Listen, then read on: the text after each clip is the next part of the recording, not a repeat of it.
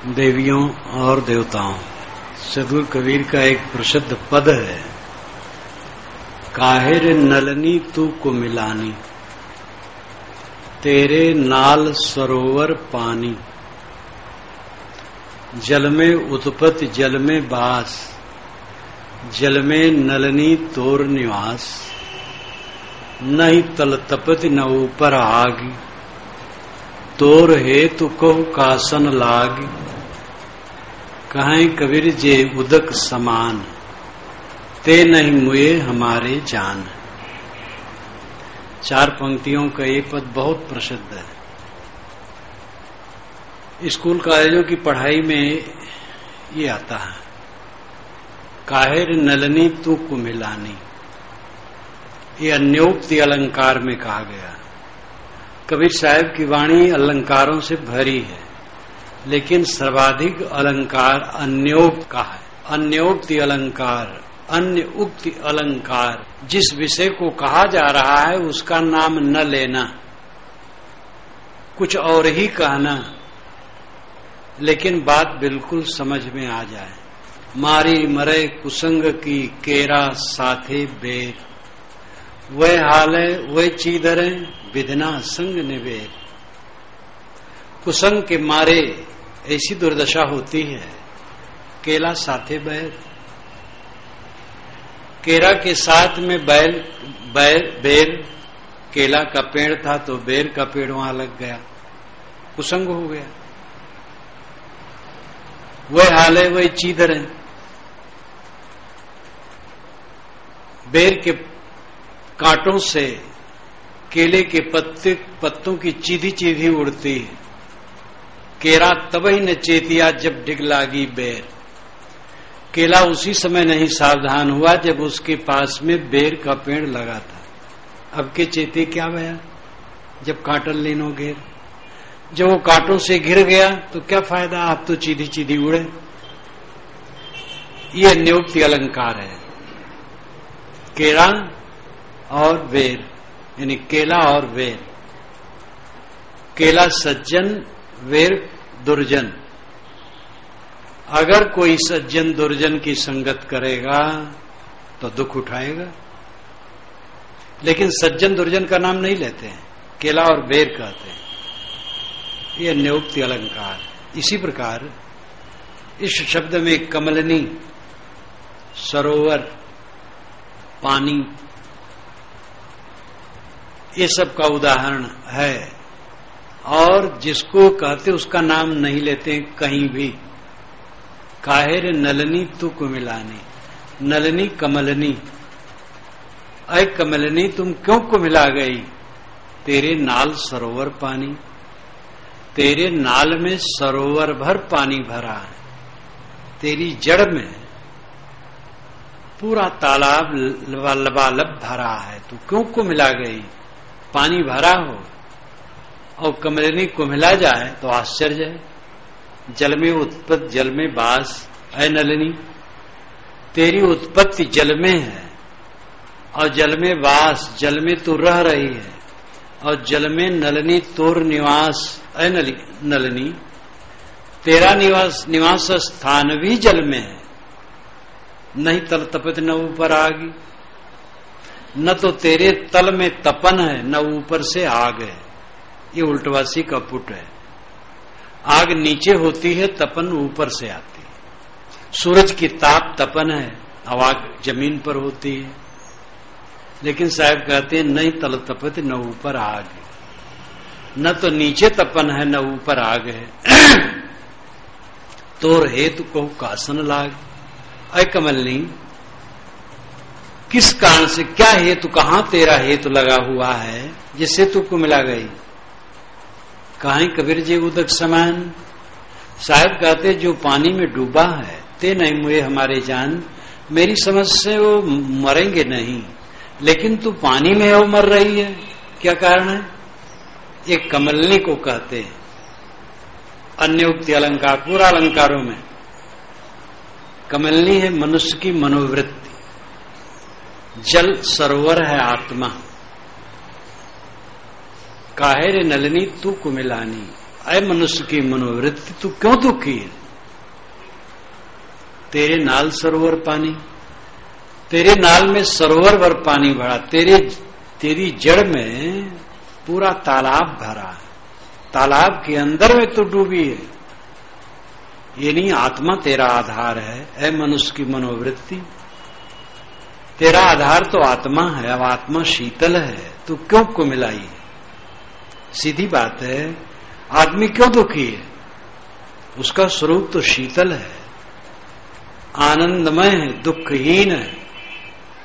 आपका अस्तित्व शुद्ध निर्मल ज्ञानमय है, उसमें कोई प्रपंच नहीं है।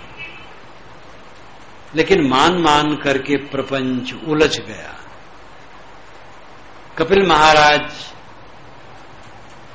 जो भारतीय दर्शन के पितामह हैं, वे कहते हैं स्फटिक मणि के सामने लाल फूल रखा है, तो लाल फूल का प्रतिबिंब स्फटिक मणि में पड़ता है। स्फटिक मणि को ये भ्रम हो कि मैं तो लाल हो गया, तो धोखा हुआ उसको। फूल हटा दो, कुछ नहीं लाल है। चेतन आत्मा के सामने जो मनोवृत्ति पड़ती, उस मनोवृत्ति का प्रभाव चेतन पर पड़ता है। चेतन मान लेता है मैं यही हूं। आप मान लेते हैं, जब काम वासना उठती है तो आप मान लेते हैं मैं काममय हूं, अब इसके बिना न चलेगा। लेकिन जब वो वृत्ति नहीं रहती तब कुछ जरूरत नहीं। जब क्रोध उठता है तो विरोधी को मिटाने के मन में वेग उठते हैं, लगता है मैं क्रोधमय हूं, लेकिन जब क्रोध नहीं रहता तो कुछ नहीं। जब दुख मन में आता है तो मैं दुखमय हूं। जा क्षण में वृत्ति जौन, ता क्षण में रूप तौन। जिस क्षण में जैसी वृत्ति रहती है उस क्षण में वैसा रूप अपना प्रतीत होता है। ये मनोवृत्ति को जीव स्वीकारता रहता है और वैसे अपना भाव करता रहता है, मैं वही हूं। स्त्रियां मान लेती हैं मैं स्त्री हूं, पुरुष मान लेते हैं मैं पुरुष हूं। न स्त्री है न पुरुष है, दोनों शुद्ध आत्मा है। एक आदमी मान लेता है मैं ब्राह्मण हूं, एक आदमी मान लेता है मैं शूद्र हूं। दोनों झूठ है, न वो ब्राह्मण है न शूद्र है, दोनों मनुष्य हैं। एक बनिया है बलवान है, एक ठाकुर है दुर्बल है। लेकिन ठाकुर माने तो मैं ठाकुर हूं, और बनिया से टर्रा जाता है। और बनिया बलवान है लेकिन बेचारा दुबक जाता है, क्योंकि भावना, उसने मान लिया मैं बनिया हूं, वो माना मैं ठाकुर हूं। वो इंजेक्शन भरते भरते भरते भरते क्या हो गया है रोग मन का। भारतवर्ष में तो एक बड़े तबके को बता दिया गया है तुम शूद्र हो, जन्म से अछूत हो, नीच हो। और इतना उसके मन में बैठा दिया गया कि वो मान लिया हम नीच हैं। उसने भी मान लिया और दूसरे ने भी मान लिया। ये सबसे घोर पाप हुआ है मनुष्यता के अंदर में, घोर पाप। इससे बड़ा पाप और कुछ नहीं। कबीर साहब ने इस पाप को उखाड़ा है एकदम निर्भय होके, कोई नहीं ऐसा उखाड़ा है।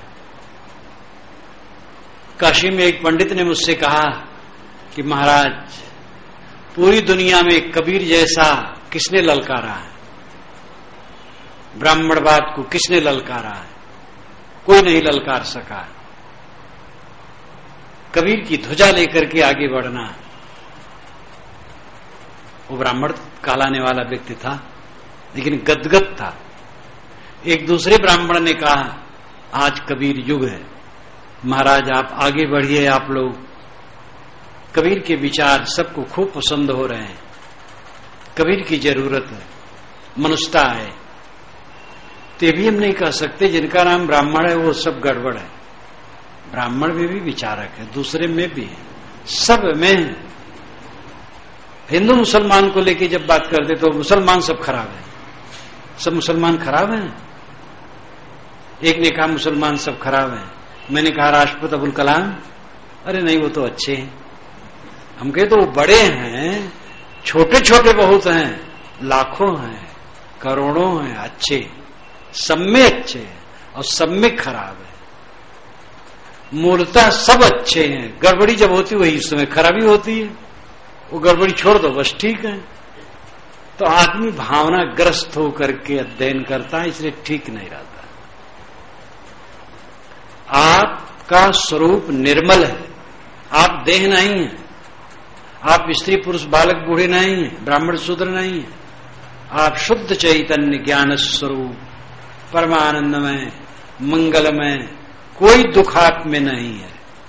बस मान मान करके दुखी सुखी होते रहते हैं।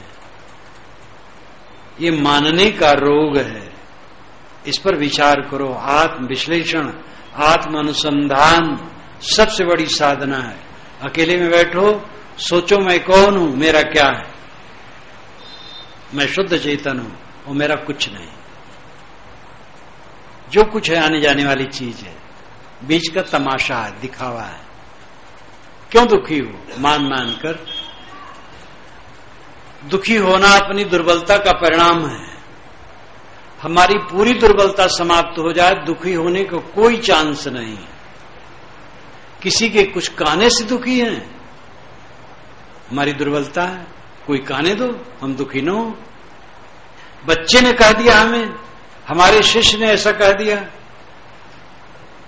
दिया उसका विचार। क्यों तुम अपने गुरु मानते हो? ये गुरु मानना धोखा है।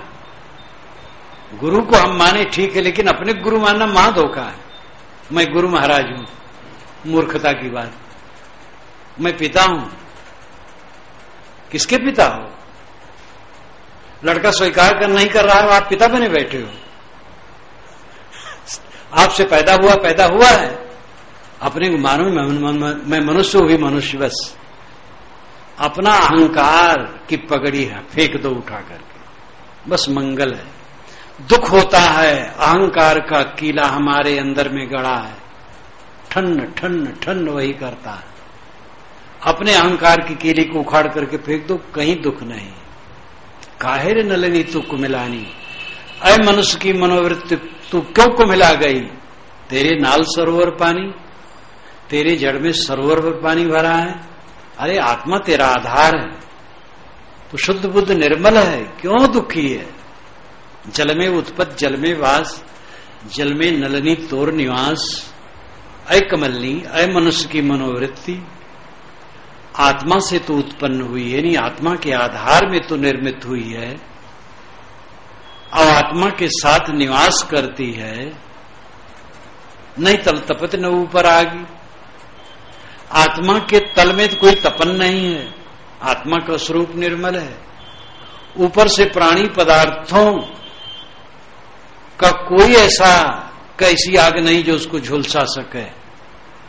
अगर हमें कोई दुख देता है तो हमारा दुर्गुण, हमारा अज्ञान। हमें कोई दुख दे ही नहीं सकता। पूरी दुनिया में हमें दुख देने वाला कोई नहीं, किसी की शक्ति ने हमें दुख दे दे। लगता है कि कोई दुख दे रहा है, वो अपनी कमजोरी है। दुख कैसे कोई गाली दे सकता है, मेरी चीज छीन सकता है, पीट भी सकता है। वैसे पीटता उठता कोई दूसरे को नहीं चाहता। कभी कभार घटना घटती, गाली वाली देते हैं, बुराई करते हैं, लेकिन हमें दुख कैसे दे देगा? हमारा अपमान कर दिया, बैठा था मैं ये उठा दिया, उठ करके अलग बैठ जाए, उसमें दुखी होने की क्या जरूरत?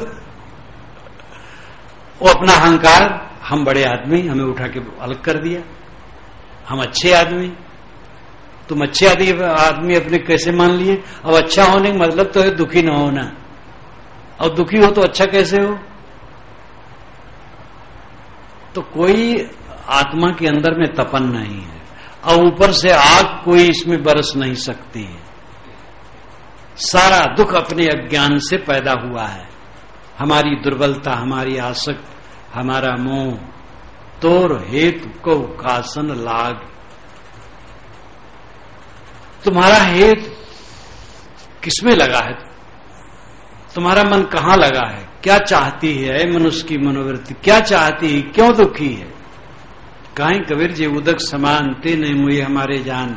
साहब कहते जो पानी में डूबा रहेगा वो सुखाएगा नहीं, मरेगा नहीं। जो आत्मलीन होगा वो दुखी नहीं होगा। आत्मलीन हो, जगत लीन होते रहे आज तक। अब आत्मलीन हो, पकड़ते रहे पानी के बुलबुले को, पानी में झाग उठे, बुलबुले उठे, बड़े बड़े लगे, समझे पकड़ लूंगा, उस पर बैठ के तैर जाऊंगा, पकड़े और फुट गया। इस संसार सागर में हम बुलबुलों को पकड़ पकड़ करके पार होने का भ्रम करते रहे अनाथ काल से। जो हम पकड़ते हैं फुट जाने वाला है। भौतिक पदार्थों का जहां तक पुसारा है और जिसमें हमारा मोह है वो ठहरने वाला नहीं, और उसी को पकड़ते रहे। आज भी पकड़ रहे हैं तो दुख ना होगा तो क्या होगा? ज्ञान बढ़ जाए, भले गाना सुनना जान ले, पढ़ना लिखना जान ले, लेकिन अभ्यास करके अपने अहंकार ममकार को कोई न गलाएगा तो दशा नहीं आएगी। एक ही काम करना है, अपने मन को रगड़ डालो चंदन की तरह। चंदन घिसा जाता है तो जोर से नहीं घिसा जाता है, और चंदन का जो पत्थर होता है घिसने का, छीना तो रहता है बहुत हल्का, बहुत धीरे धीरे घिसा जाता है चंदन। और चंदन जब उंगली से लगाया जाता है मस्तक में, कहीं दरदरा नहीं रहता है।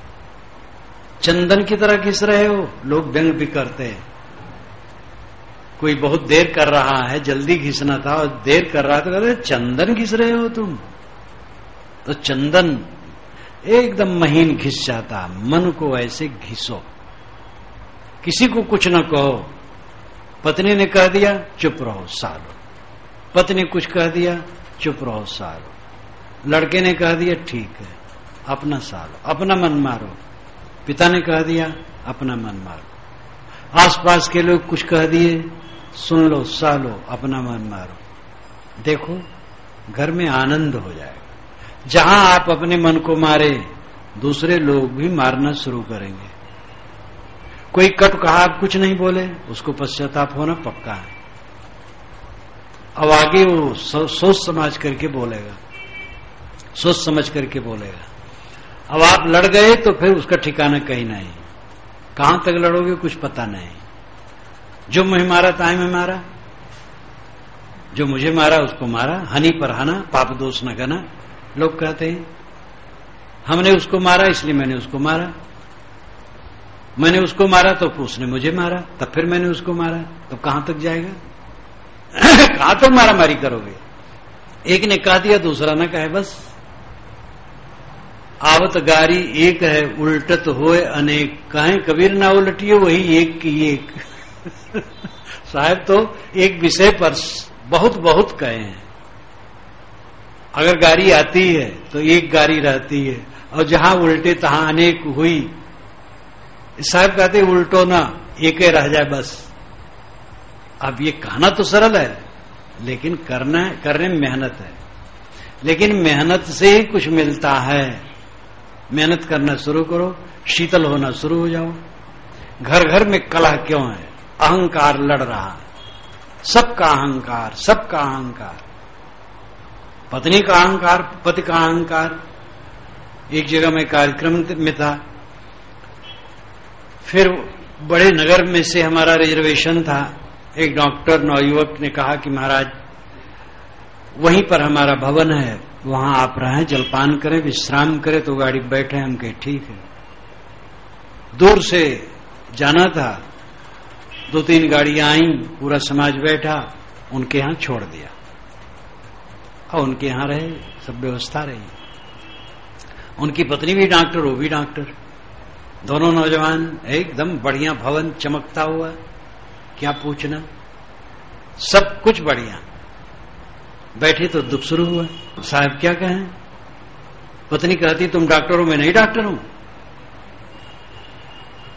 तो मैंने कहा तो तुम ऐसा क्यों कहते हो? नहीं है कैसे? नहीं, मैं थोड़े कहता हूं, लेकिन अहंकार करती है। हम के वो अहंकार करे तुम नम्र हो जाओ, लेकिन अब पुरुष होकर के कैसे नम्र हो जाए? हम के पुरुष स्त्री न बनो, नम्र बनो। जहां जोड़ा नौकरी करते हैं, कहीं चैन है नहीं, चैन नहीं। कोई दोनों समझदार हो तो चैन है, नहीं तो गर्माहट। एक तो बात भी है, दोनों थक करके आए हैं, 6 बजे घर पहुंचे दोनों, तो कहीं क्यों भोजन बनावे, दोनों तो थके हैं। तो पुरुष अगर आटा गूंथती है, पत्नी आटा गूंथती है, तो पुरुष को चाहिए चावल में नहीं करे, अदहन दे। अगर एक तावा माजे तो एक कड़ाही माजे दोनों प्रेम से काम कर ले। लेकिन वो पुरुष बने बैठे हैं, वहां ऑफिस में पूरा खटे और यहां भी आकर खटे, तो झगड़ा होगा। मानो नौकरानी काम करते ही हैं, लेकिन अहंकार तो अपना है, फिर अहंकार लड़ेगा। इसलिए नम्र होने की जरूरत है। जहां जोड़ा मिलते हैं, विवाह होता, पढ़े लिखे लोग आजकल खूब होते हैं, तो मैं कहता भाई अगर बन सके वो काम चल जाए तो एक ही नौकरी करो, एक न करो। पति नौकरी करे, पत्नी घर में रहे, घर संभालना बहुत बड़ी बात है। लेकिन अब कहीं भाई हम आवे तो पत्नी कहे वाह ये गुर्राते हैं, हम कमाती तो हमारे पास पैसा न होता। तो पैसा तो बढ़ रहा है लेकिन दुख बढ़ रहा है। पहले पैसा कम था लेकिन इतना दुख नहीं था, इतना कलह नहीं था। कलह बढ़ रहा है क्योंकि अहंकार बढ़ रहा है। कमाओ, सब कमाओ, लेकिन प्रेम से रहो। कुल मिलाकर के नम्र होना, सह लेना, क्षमा करना, गम खाना, संतोष करना, यही रास्ता है और कोई रास्ता नहीं। अपने मन को चंदन की तरह घिसो, निर्मल बनाओ, शिकायत न करो। जिसके समझ में जो आया ऊबड़ खाबड़ सबका मन, अहंकार से भरा, विकार से भरा, मलिनता से भरा। अब आप भी उसी में स्वर उबार रहे हो। वही साहब ने कहा वो तो वैसा ही हुआ, तू मति हो आयान। वो निर्गुणिया तय गुणवंता मति एक में शान। वो तो ऐसा ही हुआ, तू भी अज्ञानी क्यों हो रहा है? वो निर्गुणिया है, तुम गुणवान हो, एक में क्यों मिलाते हो? आप तो मानते हो आप बड़े समझदार हो। जब बड़े समझदार हो तब गुस्सा क्यों करते हो? उद्वेगित क्यों हो? समझदारी और उद्वेग दोनों एक साथ नहीं रहते। अगर समझदारी हो तो उद्वेग नहीं रहेगा, और उद्वेग है तो कम से कम उस समय समझदारी लुप्त हो गई। उद्वेग शून्य मन, ये जीवन की ऊंचाई है। देवियां समझें, देवता समझें, झगड़ा न करें, लड़ें न पत्नी, और पिता पुत्र, भाई भाई, गुरु चेला, कोई भी लड़े ना। अगर लड़े तो सुख समाप्त है। विवाद रहित निर्मल मन। काहिर नले तू कुमिलानी, तेरे नाल सरोवर पानी। अय मनुष्य की मनोवृत्ति क्यों दुखी है? सीधा कहें तो अय मनुष्य तू निर्मल है, शुद्ध है। तेरा यहां क्या है? तेरे बाबा दादा कहां रहे? पिता पितामह सब पता नहीं कहां चले गए। आज से 60 वर्ष की पूर्व की घटनाओं का क्या मूल्य है? 50, 40, 30, 20, 15, 10, 5 वर्ष की पूर्व की घटनाएं और द्वंद्व आज क्या महत्व रखते हैं? कल सुबह या आज सुबह जो बात बीत गई वो क्या धरी है? मर गई। सब मर रहा है, सब मर रहा है, क्षण क्षण सब मर रहा है। भूत तो बीता ही है, सारा भविष्य वर्तमान होता है, और वर्तमान इतना पतला है कि उसको हम सोच ही नहीं सकते कितना है। जैसे सोचे वर्तमान तैसे भूत हो गया, सब भागा जा रहा है। इसी में अपने को क्षोभित करके इतना सुंदर जीवन खराब कर रहे हो। कुछ थोड़ा सा खाने को मिल जाए, खाने में इतना ध्यान रखो कि वो सात्विक हो, शुद्ध हो, सुपाच्य हो। सात्विक हो, अंडा मांस मछली ना हो, नशा ना हो, ज्यादा मिर्च मसाले, ज्यादा नमक ना हो, शुद्ध हो, शुद्धता से बनाया गया हो, किसी का हक मार के न हो, सुपाच्य हो, जल्दी पचने वाला हो। तेल बहुत न डालो, माताएं ध्यान दो। सब्जी में तेल डाल दिए तो हमारा तेल ही तेल दिखता है, महारोग का घर है। अगर उबाल करके सब्जी खाओ तो ये बहुत बढ़िया है, लेकिन भला भारतवासी लोग उबाल करके खाएं बड़ा मुश्किल है। इनकी सब्जी तो जीभ पर रखो, जीभ ऐंठ जाए तब सब्जी, लेकिन छौंको तो इतना तेल छोड़ो कि सब्जी में लगे तेल नहीं पड़ा है। मिर्चा न डालो, गरम मसाले न डालो, हल्दी, जीरा, धनिया, हल्का नमक, बस नमक सदैव हल्का खाओ। जल्दी पचने वाला भोजन करो और कम खाओ, सदैव कम खाओ। जो मिल जाए ऐसा सूखा रूखा कुछ मिल जाए भूख लगने पर, कड़ी भूख लगने पर खाओ, कच्ची भूख में न खाओ। सुबह ऐसा खाओ जिससे दोपहर को कड़ी भूख लगे, दोपहर को ऐसा खाओ जिससे शाम को कड़ी भूख लगे, और खाते जाते हैं। भूख नहीं है फिर भी खाते जाते हैं। शाम हुई, भोजन की बात आई, भूख तो नहीं है, अच्छा चलो 4 कोर खा लें। जब भूख नहीं तो क्यों खा लो, आज न खाओ। ऐसा खाओ कि भोजन के टाइम में कड़ी भूख लगे, तो कड़ी भूख लगे और जो मिले सात्विक सुपाच्य, थोड़ा भोजन मिल जाए, तन ढकने कपड़ा मिल जाए और सोने की जगह मिल जाए, बस दुनिया का काम हो गया। अब अध्यात्म का काम है अपने मन को मांजो, हर क्षण मांजो, किसी से एतराज न करो, कोई कुछ कह दे सालो, अपने मन को मांजो। देखो कितना बढ़िया होगा, आपको आनंद आएगा और साथी लोग भी सोचेंगे भाई हमारी तो दुनिया बदल रही है।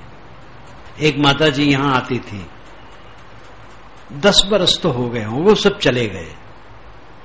एक बड़े अफसर की पत्नी थी, 50 से कम नहीं रही होगी, सुनती थी बात, स्वस्थ शरीर, बात करें तो कम से कम 1/4 इंग्लिश उसमें बोलती थी। उन्होंने व्यक्तिगत एक दिन कहा कि महाराज हमारे पति बड़े गुस्सौड़ हैं और बहुत कटकाते हैं, बहुत झगड़ा करते हैं, उनको समय से समझा दीजिए। मैंने कहा मैं आपको समझाता हूं क्योंकि आप आई हैं, आप ऐसा कुछ न कहिए उनसे कि जिससे उनको तकलीफ हो। कहे वाह साहब आप भी उन्हीं की तरफ हो गए। मैंने कहा उनके तरफ में नहीं हूं, आपके तरफ हूं। दूसरे के मन की रक्षा करके तब समझाया कि हम गुलाम हो जाएं, हमके गुलाम हुए बिना काम नहीं चलता है।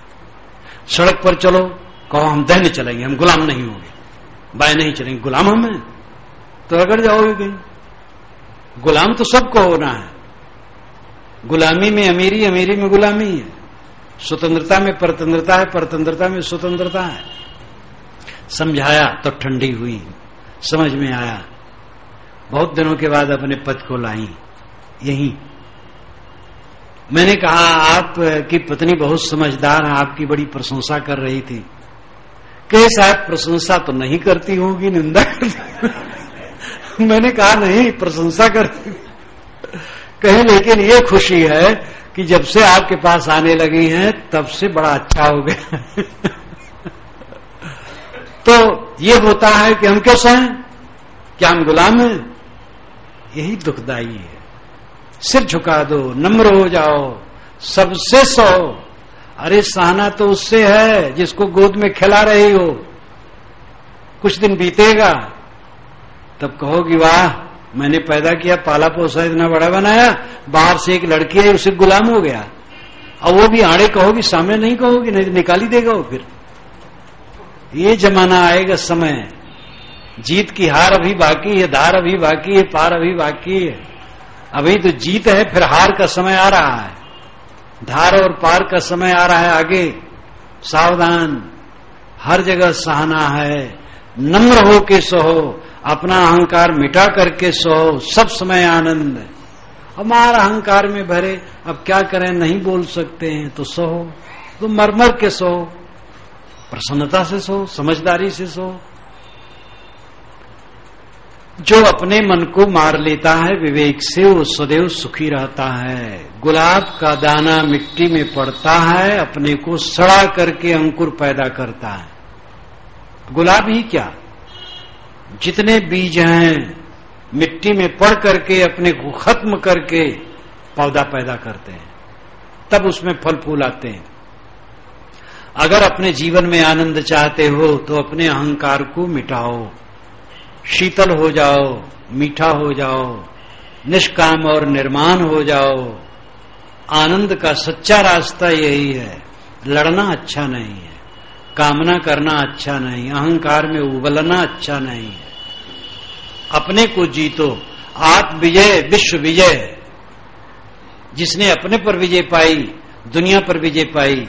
इसलिए साहब ने कहा, एक साधे सब साधिया, सब साधे एक जाए, जैसे सींचे मूल को फूले फले आगाए। एक को साध लो, सब सद गया, और सब साधने लगे, सब बह गए, एक बह गया। एक है मन और सब है दुनिया। साधने मतलब बस में करना। अपने मन को बस में कर लो, पूरी दुनिया बस में है। और दुनिया को बस में करने चले तो मानो मन बह गया। अपने मन को जो मारता है वो सदा सुखी रहता है, और जो अपने मन को उछालता है, अहंकार में उबलता है, वो सब समय दुखी रहता है। अरे मनुष्य की मनोवृत्ति तू क्यों को मिला गई? ये तेरा अज्ञान है। अपने अज्ञान को हम छोड़ें और विनम्रता धारण करके मीठे वचन बोलें और इसी जीवन में शीतल हो जाएं।